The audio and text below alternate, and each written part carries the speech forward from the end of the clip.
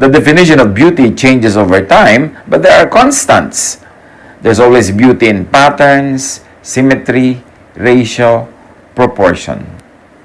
And the patterns that keep coming up in all these things that we see as beautiful are all rooted in nature. Lahat ng paulit-ulit na mga padron kung ano ang kagandahan, nakikita natin sa kalikasan. Psalm 8:3-4, I consider your heavens, the work of your fingers, the moon and the stars, which you have set in place.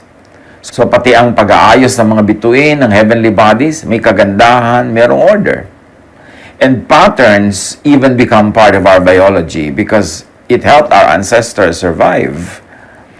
Halimbawa, patterns and symmetry and colors and forms showed them which things are safe, edible, pleasing, and also which things were dangerous or poisonous. Sa itsura pa lang ng mga halaman, malalaman mo na safe ba itong kainin, safe ba itong hawakan. Genesis 2:9, the Lord God made all kinds of trees grow out of the ground, trees that were pleasing to the eye and good for food. Why beauty makes us happy is a very interesting issue. Well, patterns are found in nature like shells, waves, clouds, flowers. Symmetry in nature signifies normality. Pagka may symmetry, merong regularness sa mga design, ang sinasabi nun sa atin, normal ito, normal ang mga bagay-bagay. Halimbawa, does the cloud signify rain sa itsura niya? Are the waves safe to swim sa itsura lang ng mga alon at agos? Can I eat this sa itsura ng halaman?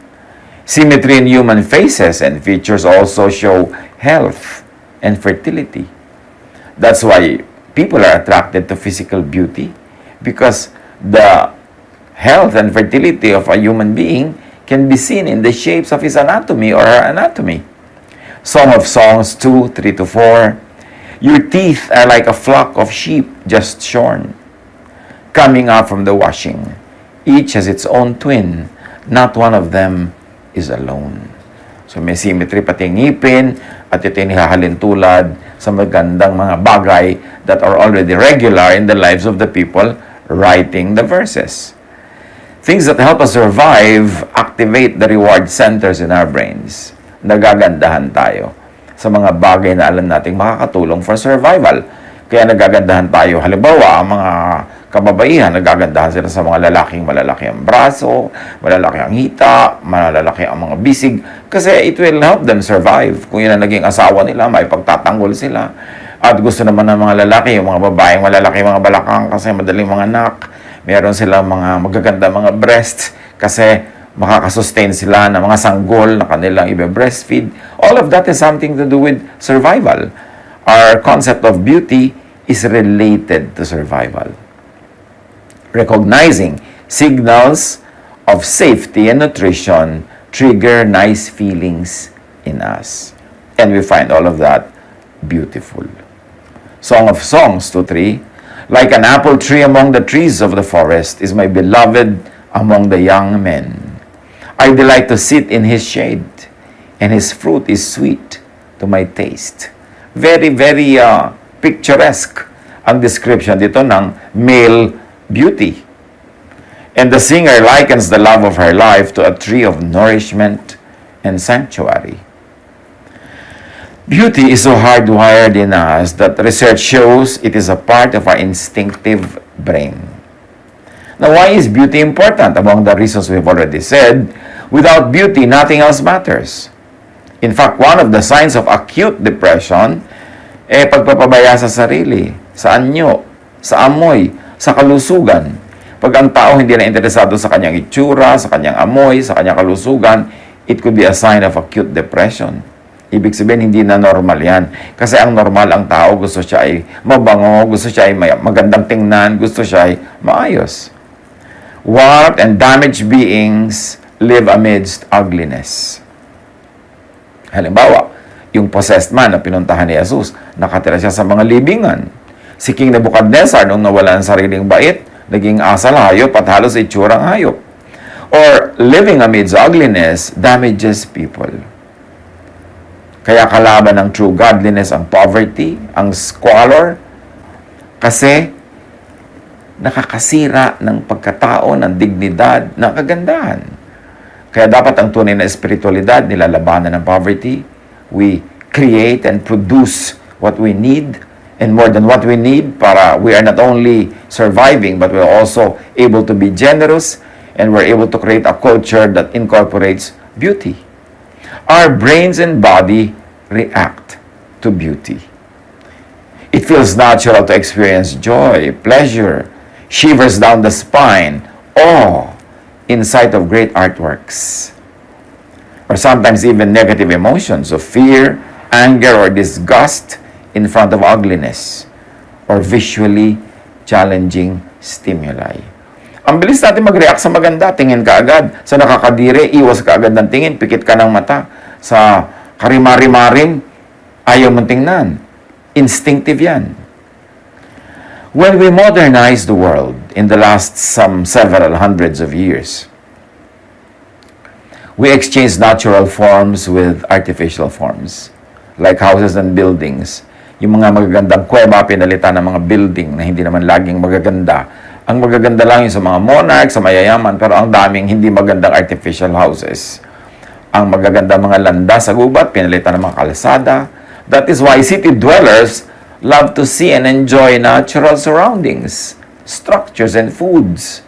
Kasi ang tunay na nagagandahan tayo, yung natural, yung nasa nature. Kasi napakatagal na panahon na ang tirahan natin, ang kaulayaw natin, puro nature. Kamakailan lang, only just maiksing panahon na ang tao ay nasa mga artificial houses, gumagamit ng mga artificial na daan, artificial na upuan. Napakatagal nature ang ating kaulayaw. Kaya ngayon ang mga city dwellers laging gustong bumabalik sa natural setting, sa probinsya, sa mga beach, sa mga ilog, kasi yun talaga tayo.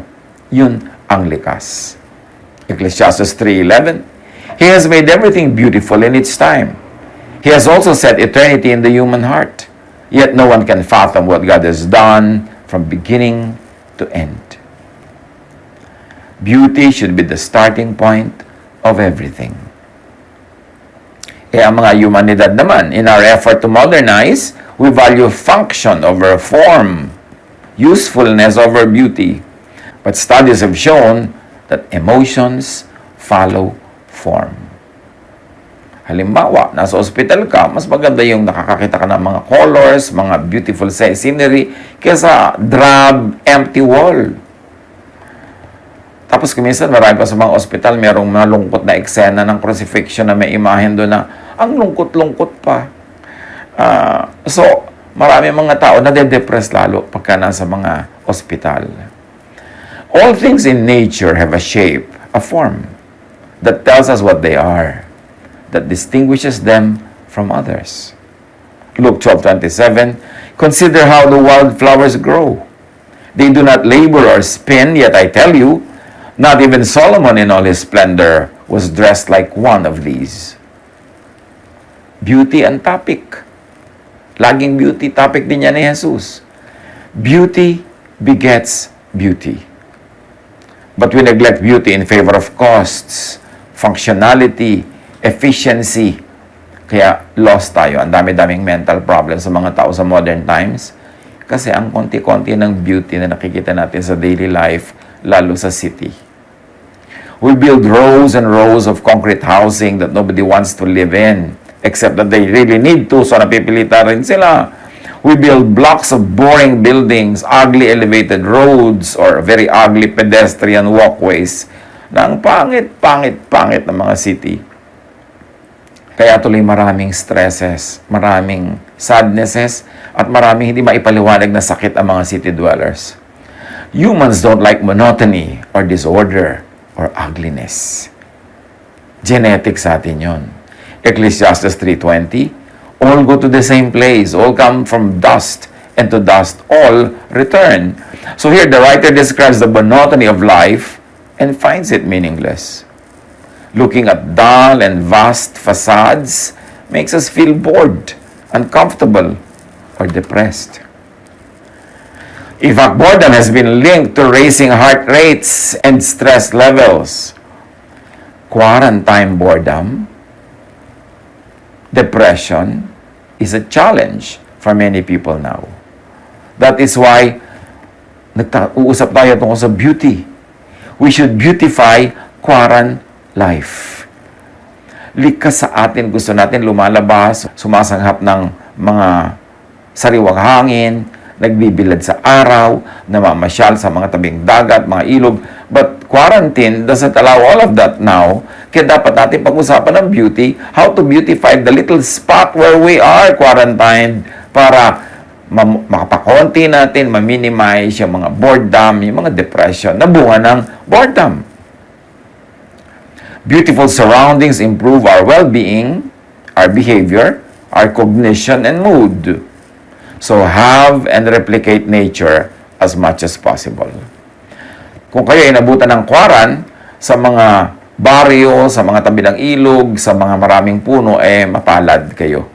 Pero yung mga inabot sa mga cities, lalo't kung hindi kalakihan ng bahay, walang bakuran, yung paglabas mo, kalye na, tapos bawal lumabas, yung mga ganyan, dapat mag-replicate tayo, kumopya tayo ng nature. Kahit malang isa, dalawang paso ng halaman, magtanim kayo ng paso sa ng halaman rather sa mga lata, o meron tayo mga drawing, mga picture ng mga bundok. Kailangan nating ulit-uliting tingnan, lasapin. Kung hindi man yung real thing, yung kopya nun, kasi yun ang hinihingi ng ating pagkatao, ng ating katawan. Beautiful surroundings will improve our health. Psalm 96, 11-12. Let the heavens rejoice, let the earth be glad, let the sea resound and all that is in it. Let the fields be jubilant and everything in them. Let all the trees of the forest sing for joy. So here the psalmist associates nature and joy. Beauty can change how people act. Beauty and visual arts help sick people heal faster.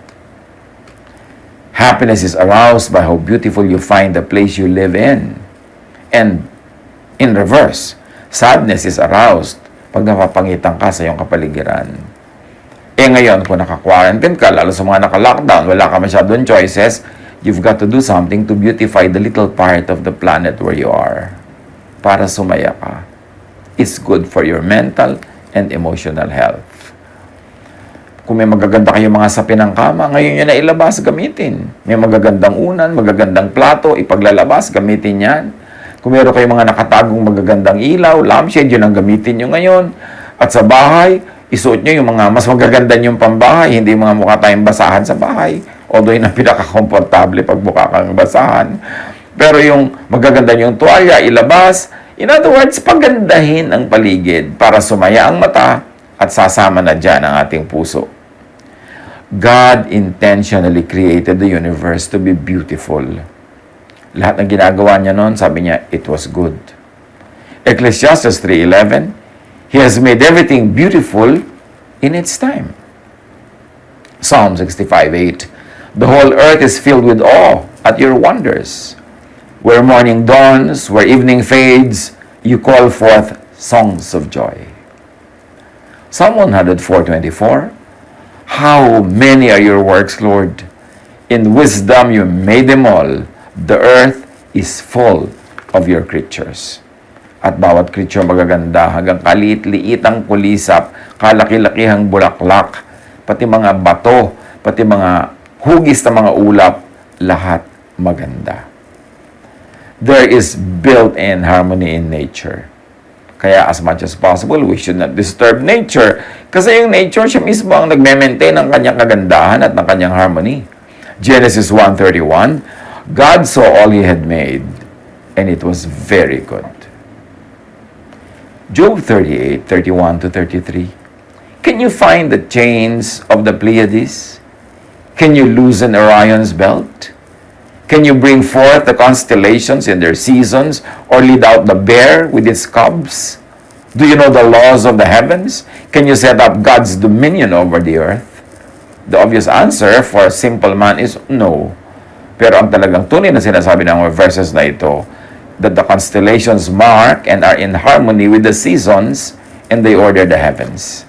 May kinalaman kung kailan matutulog ang mga oso sa kanilang mga hibernation sa arrangement ng mga bituin sa langit. Interconnected ang lahat. That's how God meant it to be. Isaiah 40:26, lift up your eyes and look to the heavens. Who created all this? Who brings out the starry host one by one and calls forth each of them by name? Because of his great power and mighty strength, not one of them is missing. So all the stars and constellations and heavenly bodies appear in their appointed time, and their cycles repeat without errors. At pag may sinasabing end, hindi yung end of the world, hindi yung end of the planet, hindi end of life, end of a cycle of time, end of a season. Job 25:2, dominion and awe belong to God. He establishes order in the heights of heaven. May kaayusan, at ang kaayusan ay kagandahan. Humans were created to recognize and appreciate beauty, to process visual input or assess our surroundings. Beauty meets an inborn need for meaningful information.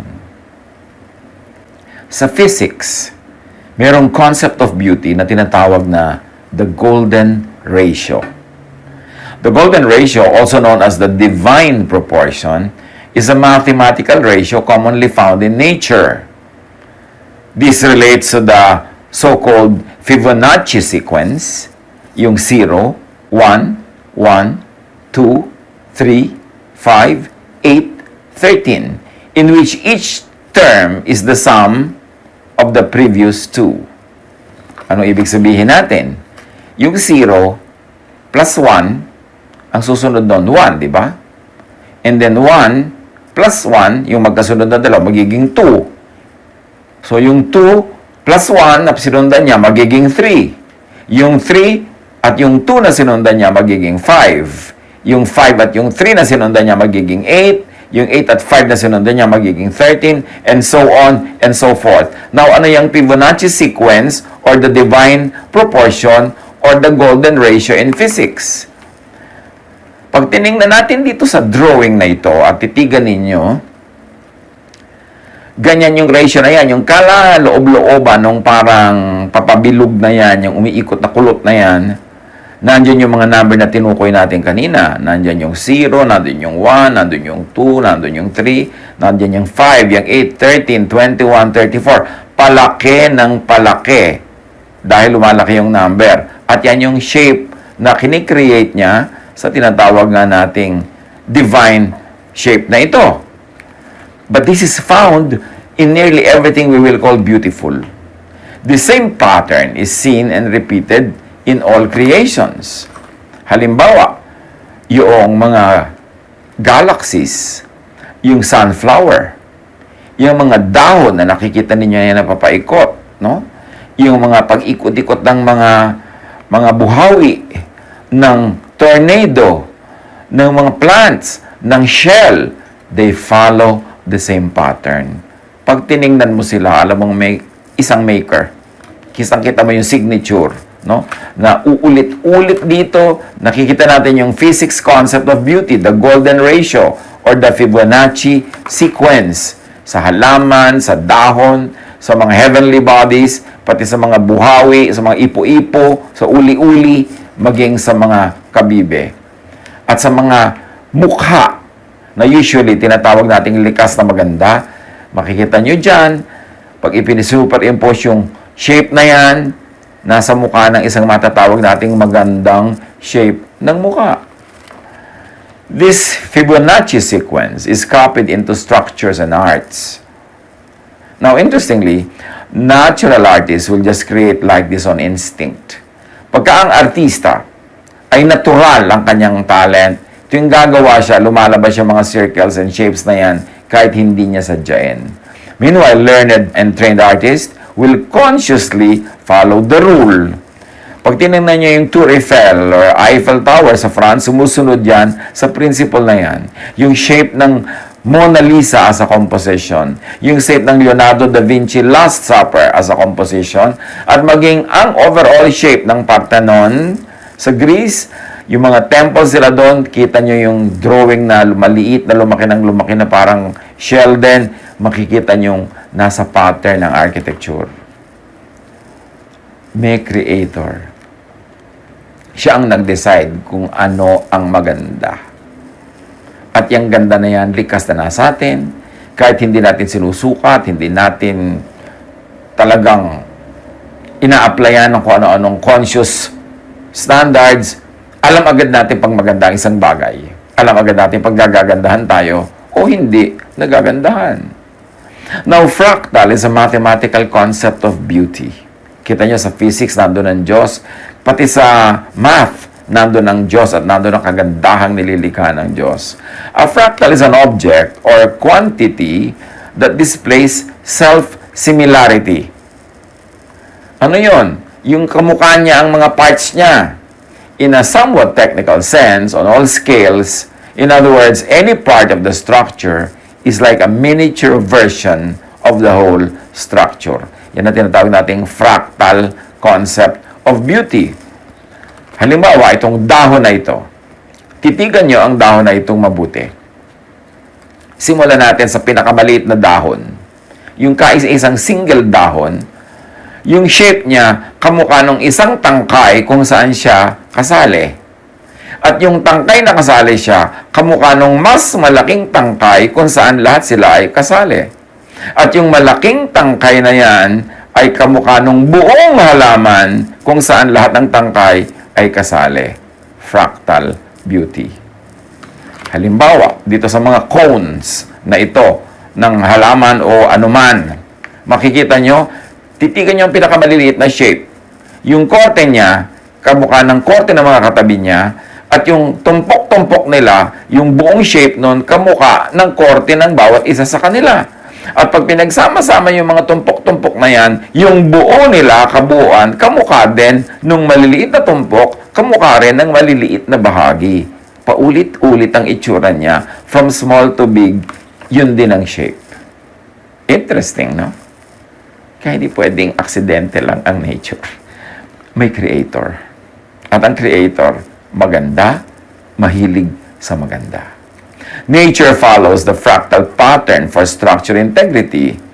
Kaya yan ay nagagamit or to fit as many small parts in the smallest space without overlapping.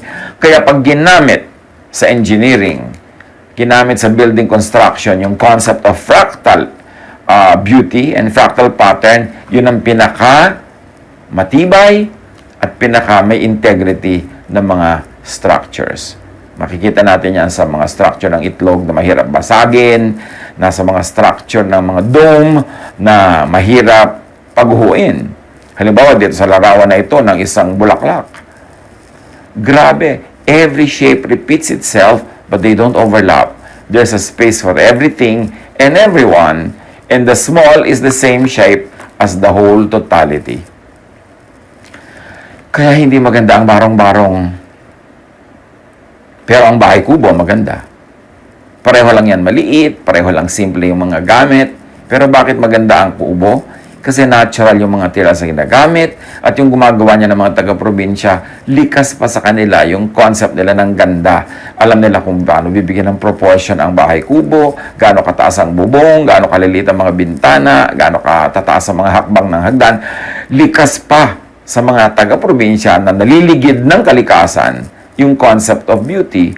Pero halimbawa, yung napuwersang manirahan sa mga lungsod, mga towns, at nagdugtong-dugtong lang ng kung ano-ano mga karton-karton para magbarong-barong, di ba, hindi maganda. Hindi sa minamaliit natin yung mga barong-barong, kasi ano naman kung walang choice yung mga tao, yun lang ang kaya nila. Pero hindi talaga yun na maganda. Hindi yun ang gusto ng Diyos para sa atin. Kaya dapat tayong umahon sa kahirapan, tulungan ng isa't isa, para hindi tayo kailangang tumira sa hindi maganda. Hindi naman kung mahal, maganda. Kasi maraming mahal na bahay, pangit. Marami ng maliliit na bahay, maganda. Pag sumusunod sa proportion, pag sumusunod sa mga nakatakdang mga sukat at hugis na Diyos mismo ang nagbigay. Kaya hindi maganda ang depressed urban communities. Kasi walang harmony, walang symmetry. Pero ang mga bahayan, sa mga kabundukan, lalo ng mga katutubo, ang ganda-ganda. Mga likas na material yung ginagamit, sumusunod sa natural terrain ng kinakalagyan nilang mga lugar. Ang ganda ng overall effect. Kaya hindi maganda ang magulo. Tingnan niyo itong larawan na ito ng isang salt lake. Para siyang painting ng napakabatikang pintor na mahilig magkulay at magaling mag-mix ng colors at gumawa ng mga shapes. Sumusunod din ito sa natural laws of beauty. Pati mga salt lake, alam nila ang utos ng Diyos. The pattern of the peacock's tail in this picture follows the fractal pattern. Kung ano ang shape ng isang maliit na bilog, yun ang shape ng mga katabi niyang bilog. At pag pinagsama-sama mo sila, nabubuo ang malaking shape na kamukha ng shape ng maliit. Even patterns of and in snowflakes. Pag tinignan mo sa microscope, yung mga maliliit na butil ng snow, ganyan ang makikita mo mga shape na pinapalakit, ginagawang Christmas decor. Pero hindi naman nakikita ng naked eye yan. Pero kita nyo kung gaano kaliliit yan. Pero yung pinakamaliliit niya, mga sanga, kamukha nung malaki-laking sangang kinakabilangan niya, at kamukha nung mas malaking sangang kinakabilangan ng maliliit na sanga, at pag pinagdugtong-dungtong mo sila, kamukha nung maliit yung malaki. Mayroong Diyos na nagde-design, Diyos na maganda, Diyos na mahilig sa maganda. Amos 4:13. He who forms the mountains, who creates the wind, and who reveals his thoughts to mankind, who turns dawn to darkness, and treads on the heights of the earth, the Lord Almighty is his name. And Ezekiel 16:14, in your fame spread among the nations on account of your beauty, because the splendor I had given you made your beauty perfect, declares the sovereign Lord. God is beauty, and God is in the details. Kaya kahit tingnan mo ng microscope, the more powerful lenses you have, the more you will see beauty in micro things, in the smallest things, in quantum things. At kung meron ka malalaking lenses, mga binoculars, makikita mo ang mga bituin, ang mga buwan, ang mga planeta, makikita mo rin ang kagandahan ng kanilang mga kaayusan. Nandun pa rin yung tatak ng maker, ng creator. Colossians 1:17, He is before all things, and in Him all things hold together. Psalm 24:1, the earth is the Lord's, and everything in it, the world, and all who live in it. Since an objective definition of beauty and ideal is based on and created by God, the journey of discovering beauty is also discovering the wonder of God. Mas kinikilala mo ang kagandahan, mas sinusundan mo, tinahabol ang kagandahan, mas lumalapit ka sa Diyos. Psalm 19:1-4. The heavens declare the glory of God. The skies proclaim the work of His hands. Day after day they pour forth speech. Night after night, they reveal knowledge. They have no speech. They use no words. No sound is heard from them, yet their voices goes out into all the earth, their words to the ends of the world. Ito ang ginagawa ng mga kalikasan, ng mga likha ng Diyos. They give us beautiful songs, poems, sermons, teachings about God and God's beauty. The heavenly bodies declare the wonder and glory of God. They reveal the hands of the Creator, just like how the fractals and the golden ratio appear all over creation. Obviously, intelligence, power, and force make nature follow a pattern. And all of that is God. To become more beautiful is to become more like God. Therefore, beautify your thoughts. Kailangan pinapaganda natin ang takbo ng ating isip. 2 Peter 1:5-8. For this very reason, make every effort to add to your faith goodness, and to goodness, knowledge, and to knowledge, self-control. And to self-control, perseverance. And to perseverance, godliness. And to godliness, mutual affection. And to mutual affection, love. Ang ending ng lahat ng pagpapaganda ng isip, ng asal, love. Love is beauty. Beauty is love. God is love. God is beauty. Very, very interconnected. Titus 1:15, to the pure, all things are pure. But to those who are corrupted and do not believe, nothing is pure. In fact, both their minds and consciences are corrupted. So kung pure ang isip mo, pure ang lalabas na iniisip. Kung maganda ang isip mo, maganda ang iyong maiisip. So alam na natin, pag hindi maganda ang napag-iisip, pagka hindi maganda ang mga lumalabas sa ating bibig, hindi maganda ang naguguni-guni, ibig sabihin, kailangang i-beautify ang ating isip, ang ating paraan ng pag-iisip. So beautify your mind, beautify your body. 1 Corinthians 6:20, therefore honor God with your bodies. Lagi namang ina-associate ng mga relihiyoso at to honor God with your body is tiisin mo yung body mo, gutumin mo yung body mo, huwag kang kumain, papayatin mo yan, huwag mo siyang pagbigyan, huwag mong ibigay ang hilig niya. Lagi nila binabaligtad.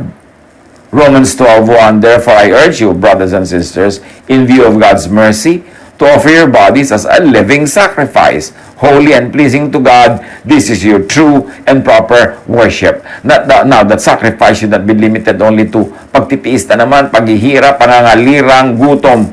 Kasi to be a living sacrifice means yung sacrifice mo, living, alive. So, dapat yung katawan na yan, buhay na buhay. Dapat masigla, dapat maganda, dapat kumakain, exercise, gumagawa ng mabuti, gumagawa ng tama. Yun ang living sacrifice. At yun ang magandang gawin sa ating katawan. So, beautify your thoughts, beautify your body, beautify your surroundings. Because God created a very beautiful surrounding, huwag nating sirain. At kung nasira na, i-repair natin. Isaiah 32:18, my people will live in peaceful dwelling places, in secure homes, in undisturbed places of rest. Yun ang kagustuhan ng Diyos para sa atin. Kaya talagang dapat na tayo magtulungan, gumawa ng magandang ekonomiya, magkaroon tayo ng mga tamang sweldo sa ating mga manggagawa, magkaroon ng tamang mga profit sharing, para lahat merong enough resources so we will live in safety and in beauty. Beautify your social surroundings. Pinapaganda din natin dapat ang human relationships, ang pakikipagkapwa, pakikipagmabutihan sa kapwa na nasa paligid, kasama yan sa pinapaganda. Galatians 6:10, therefore, as we have opportunity, let us do good to all people. Beautify your world to bring the material world into the configurations of spiritual realms of God's space. Pag pinapaganda mo yung ayos sa mga silya sa kwarto, inaayos mo yung paraan ng pagtataob ng mga baso. Pagka inaayos mo ang pagpapatong ng toilet paper sa kanyang patungan, pagka pinapaganda mo ang setting ng iyong mesa, inaayos mo ang beddings mo. Pag ginagandahan mo ang ayos ng iyong mga damit sa cabinet, ang mga tools mo dyan sa garahe, ang pagpaparada mo ng mga sasakyan, pag inaayos mo lahat yan, pag nakinig ka sa iyong inborn Spirit of God of beauty, aayusin mo yan kamukha ng ayos ng mga Milky Way, ng mga galaxies, ng mga bulaklak, ng mga puno, ng mga planeta, magiging one ka in harmony with all other creation. Luluwag ang iyong dibdib, sasaya yung mata.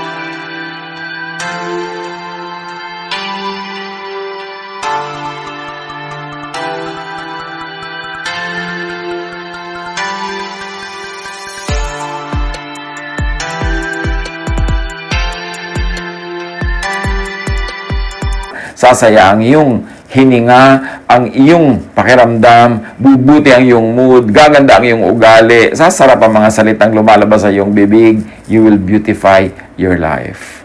Kaya dapat yung mga bahay hindi magugulo. Yung iiwan mo lang yung tsinelas mo, talsik-talsik, hindi pa pantay-pantay. Yung mga plato nyo, sabog-sabog. Yung mga muebles, natapakan mo na, nadapa ka na dahil nakakalat, hindi maganda ang ayos. Beautify your world. Yan ang iniwan, ibinigay sa atin ng Diyos na mundo, may kaayusan. Hindi nagbabanggaan ng mga planeta. Hindi yung paglakad mo sa bahay mo, bumabangga ka sa lahat ng cabinet kasi mali ang ayos, mali ang arrangement. 2 Corinthians 3:17-18. Now the Lord is the Spirit, and where the Spirit of the Lord is, there is freedom. And we all, who with unveiled faces contemplate the Lord's glory, are being transformed into His image with ever-increasing glory, which comes from the Lord, who is the Spirit.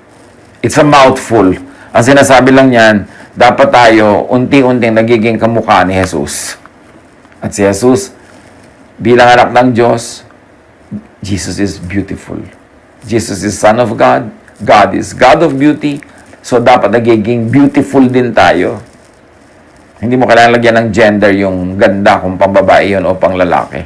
Kaya nga sa Tagalog, maganda is for lalaki yan. And for babae, sinasabi lang, magandang babae, magandang lalaki. Pero yung ganda mismo, hindi yun bound by gender. Kasi ang ganda ng Diyos, hindi bound by gender. Psalm 139:13-14. For you created my inmost being. You knit me together in my mother's womb. I praise you, because I am fearfully and wonderfully made. Your works are wonderful. I know that full well. So, ang ganda ng tao, hindi lang sa proportion ng kanyang panga at ng kanyang noo. Kasi iba-iba rin ang mga tao. Pero yung proportion ng kanyang puso, ng kanyang espiritu, yung proportion ng kanyang ugali, kasama pa yun. At meron naman mga tao na gifted sila at mapalad sila at blessed na yung physical na anyo nila is in conformity with usong beauty ng isang panahon. Remember, iba-ibang panahon ay iba-iba rin yung standard of what is beautiful. Pero ang mahalaga, we are beautiful inside. It's good to be beautiful. But what is good will definitely be beautiful. Created by God, every human being is wonderfully made, is wonderful.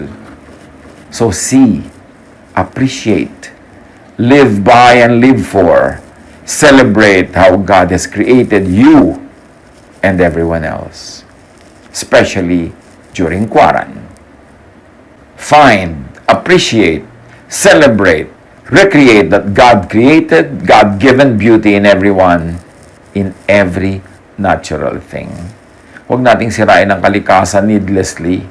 Huwag ubusin lahat ng puno for development. Huwag durugin lahat ng bato para gawing graba. Huwag i-bulldoze lahat ng bundok. Kailangan meron tayong igalang dahil nandyan sa ganda ng kalikasan ang kaligayahan ng ating espiritu. When we destroy beauty around us, there is a part of us that dies with it. Kaya kailangan pinapahalagahan natin ang kagandahan at kaayusan. Hindi luho, hindi kayamanan, ganda. Kahit ka walang pera, pwede mong pagandahin ang iyong environment, ang iyong ugali, ang iyong sarili. Especially during quarantine. Limited na nga ang space na ginagalawan natin. Limited na nga ang number ng mga people na pwede nating makasama at makahalubilo. Kailangan gandahan na natin. Gandahan na yung environment. Ayusin na yung bahay na yan. Ayusin na yung kaprasong garden na yan. It's the time now to make it more beautiful because we're staying in these spaces longer. And we don't know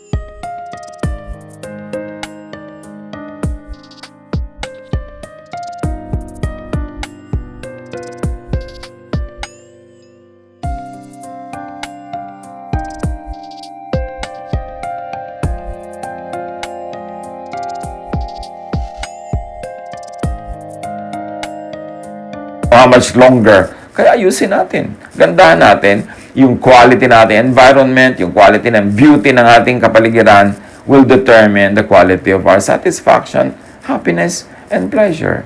So hanggat abot kaya, pagandahin. Hindi kailangan gastahan yan.